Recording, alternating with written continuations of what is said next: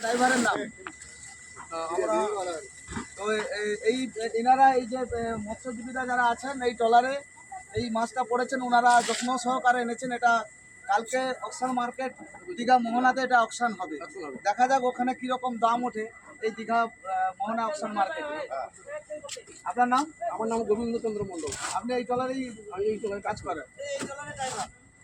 এই ডলারেরই কাজ করেন? বিশাল এটা কি বিদেশে চলে যাবে না এই মাছ আমাদের এখানে লোকালে চলে? লোকাল না, এটা বাইরেই চলে যাবে। এটা আনুমানিক মূল্য কি হবে? 1 লাখের উপরে হবে। এই একটা হাঙর মাছ 1 লাখ টাকার উপরে বিক্রি হবে। এর আনুমানিক মূল্য। তবু কালকে অকশন মার্কেটে দেখা যাবে কি। এটা বর্তমান পেটোয়া মৎস্য বন্দরে এই সবে মাত্র ডলার এসে এই মাছটাকে উঠিয়েছে, আমরা দেখতে পেলাম।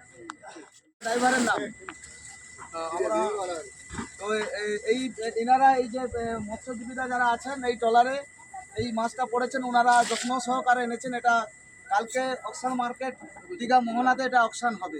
দেখা যাক ওখানে কিরকম দাম ওঠে এই দীঘা মোহনা অকশন মার্কেটে। আপনার নাম? আমার নাম গোবিন্দচন্দ্র মণ্ডল। আপনি এই ট্রলারেই এই ট্রলারে কাজ করেন? এই ডলারেরই কাজ করেন?